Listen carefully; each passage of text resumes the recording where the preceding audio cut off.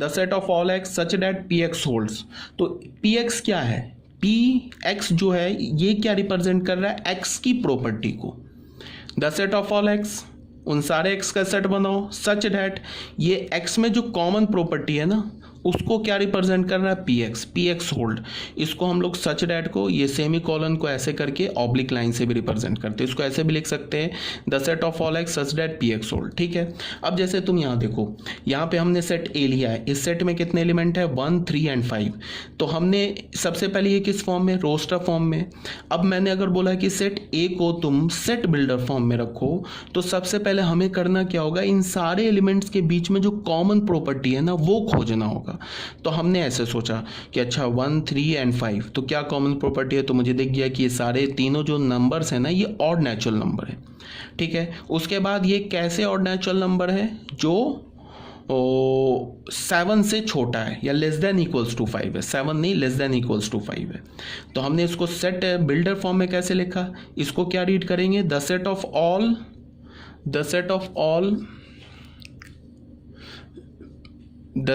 All x, sorry इसको हम read कैसे करेंगे, the set of all x such that, इस लाइन को ऑब्लिक लाइन को क्या पढ़ेंगे, the set of all x such that x belongs to natural number. ये बताना होगा कि एक्स नेचुरल नंबर है and x is an odd number less than equals to 5। अब जाके अगर मैंने इतना बोल के छोड़ दिया ना तो फिर गलत हो जाएगा। अगर मैंने नेचुरल नंबर बोल के छोड़ दिया तो नेचुरल नंबर तो इन्फिनाइट होंगे, और नेचुरल नंबर के अंदर क्या खूबी है कि ऑड भी है और 5 से छोटा और इक्वल भी है।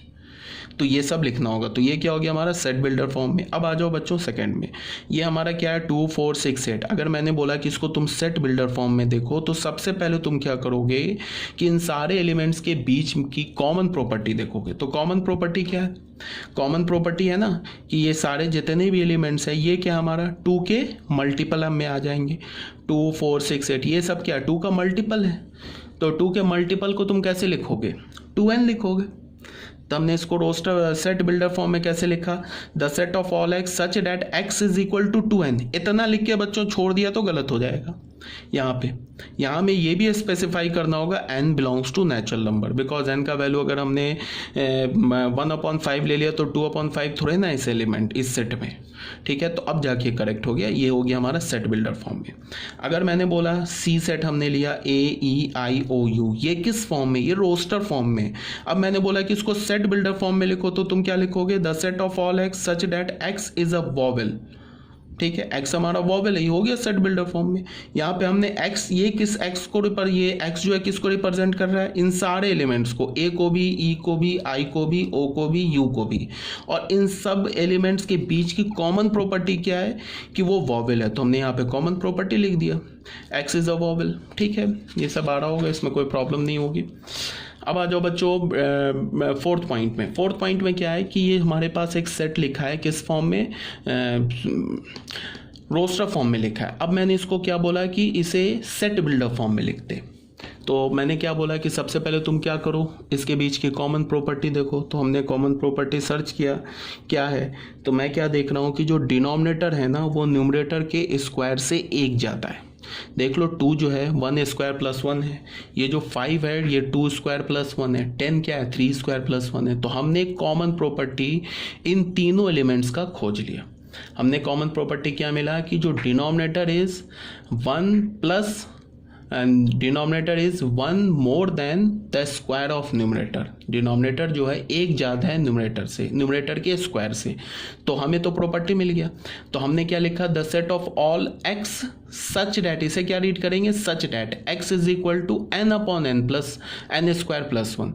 तो ये जो लिखा है ना हमने, ये क्या लिखा है, हमने इन तीनों एलिमेंट्स का कॉमन प्रॉपर्टी लिखा है। अब इतना लिख के छोड़ देंगे गलत हो जाएगा, बिकॉज n का वैल्यू तो हम 10 भी ले सकते हैं। तो क्या हो जाएगा 10/10 स्क्वायर प्लस 1, तो क्या हो जाएगा 10/101। तो बट देख लो यहाँ 10/101 तो है नहीं। तो हमें ये n का जो है ना, ये स्मॉल n, इसके रेंज को भी रिस्ट्रिक्ट करना होगा, बताना होगा n जो है कहाँ से कहाँ तक है। तो हमने क्या बोला, n जो है 1 से लेके 3 तक है। अब सही हो गया, और अभी भी सही नहीं हुआ, फिर यहाँ पे बिलोंग्स टू नेचुरल नंबर लिखना होगा। अब जाके यहाँ से लेके यहाँ तक का जो पूरा इन्फॉर्मेशन है ना, ये गिवन है, ये क्या है, कंप्लीट इन्फॉर्मेशन है, किसके लिए, एक्स के लिए। हमने क्या बोला, x is equal to n upon n square plus 1, फिर हमने क्या बोला, n is greater than equals to 1 but less than equals to 3। इतना लिख के छोड़ दिया ना बच्चों, इसको नहीं लिखा फिर गलत हो जाएगा, बिकॉज 1 से लेके 3 तक तो इन्फानाइट नंबर्स आते हैं ना, n का तो इन्फानाइट वैल्यूज आ जाएगा। अगर मान लो कि मैंने ये नहीं लिखा, where n belongs to natural number, ये नहीं लिखा, तो बाई कन्वेंशन क्या हो जाएगा, n रियल नंबर हो जाएगा। अगर मान लो तुम्हें मैंने x लिख के बोला कि x बताओ कैसा नंबर है, तो तुम क्या बोलोगे, बाई कन्वेंशन x क्या हमारा रियल नंबर है।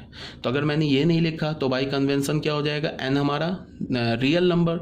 तो रियल नंबर में तो 1/2 भी आता है, तो 1/2 को यहाँ डालोगे तो इससे मैच ही नहीं करेगा, तो यहाँ पे n belongs to natural number भी लिखना पड़ेगा, तब जाके करेक्ट होगा। ठीक है, अब आ जाओ नोट नंबर 1 में। नोट नंबर 1 में क्या बोल रहा है, the order in which the element of a set are written is immaterial, thus the element 1 2 3 ये सेट आर इक्वल है। ठीक है, यहाँ पे क्या बोल रहा है कि तुम अगर सेट के एलिमेंट्स का ऑर्डर चेंज कर दोगे ना, तो सेट नहीं चेंज होता है।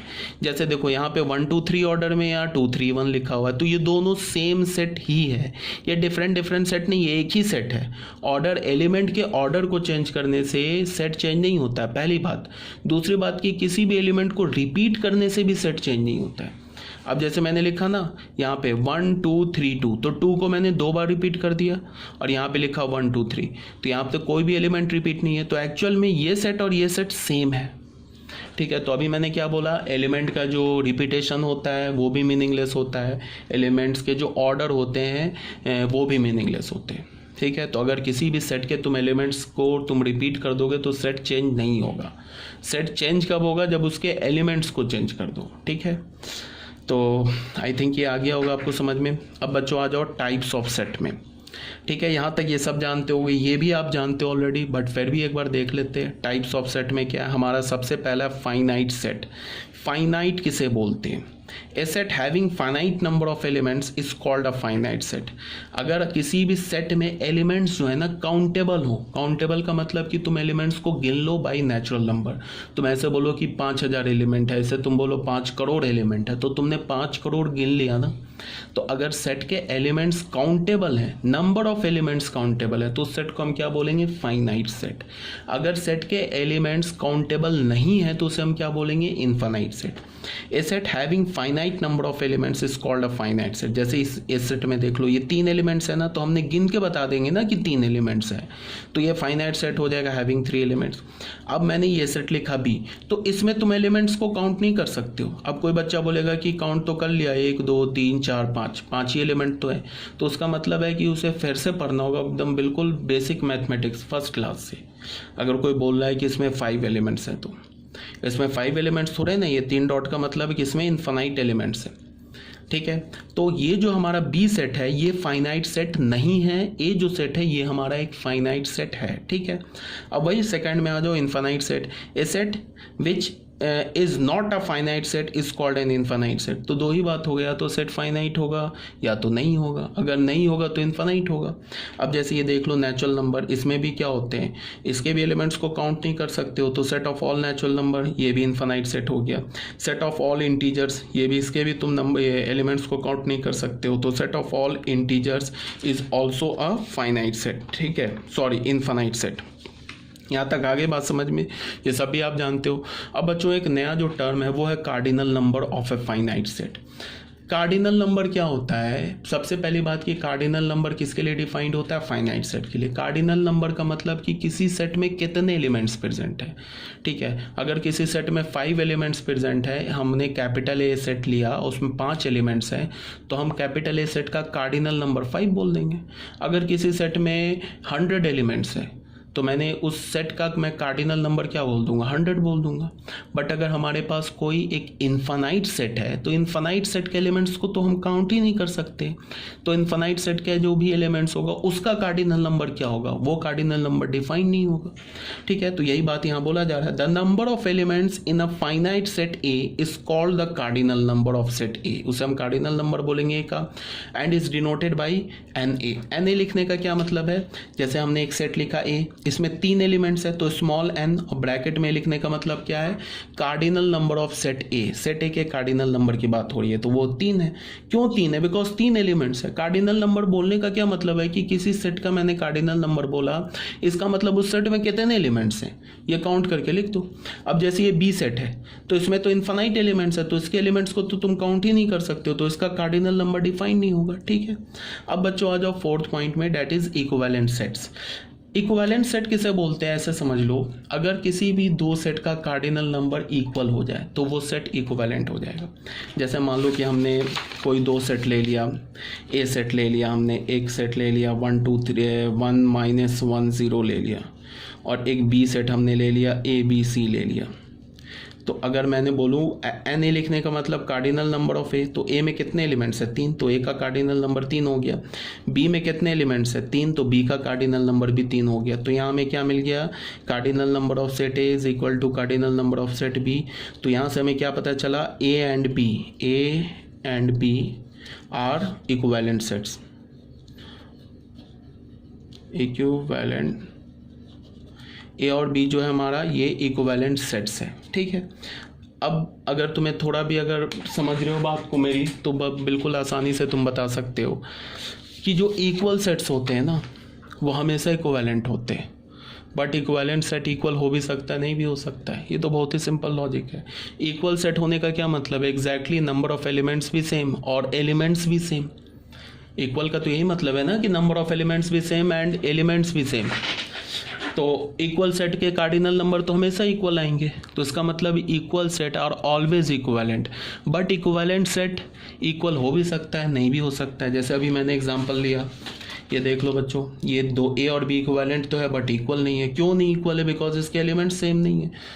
ठीक है, तो यही बात बोली गई है। फिर आ जाओ बच्चों इक्वल सेट्स में, 2 sets A and B are said to be equal if each element of set A each element of set A is an element of set B and vice versa।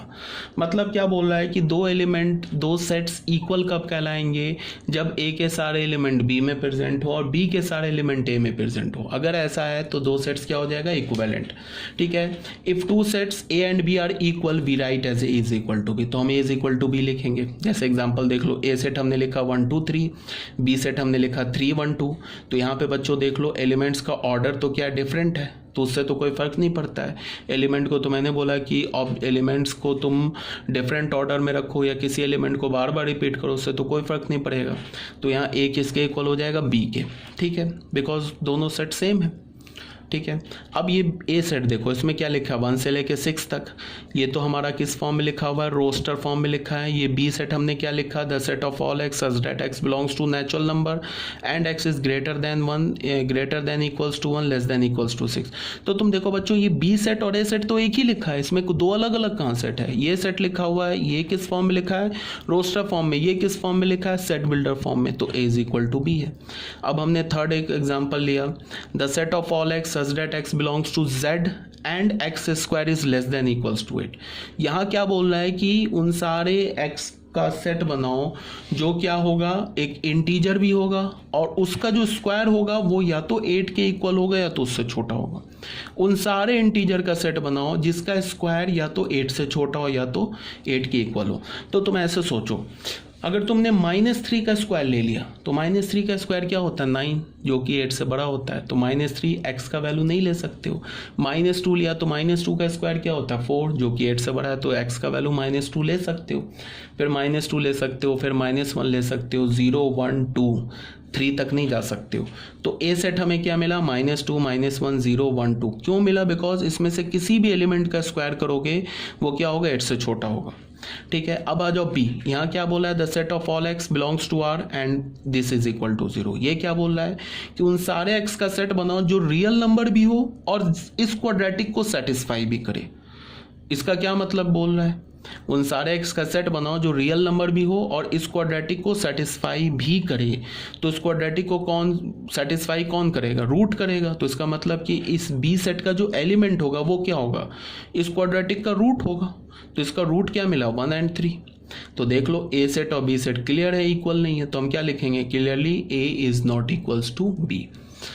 तो अभी तक देखो तो हमने कोई नई बात नहीं सीखी है, ठीक है। जो हम लोग ऑलरेडी जानते हैं उसी को एक बार दोबारा क्विक रिकैप कर रहे हैं, ठीक है।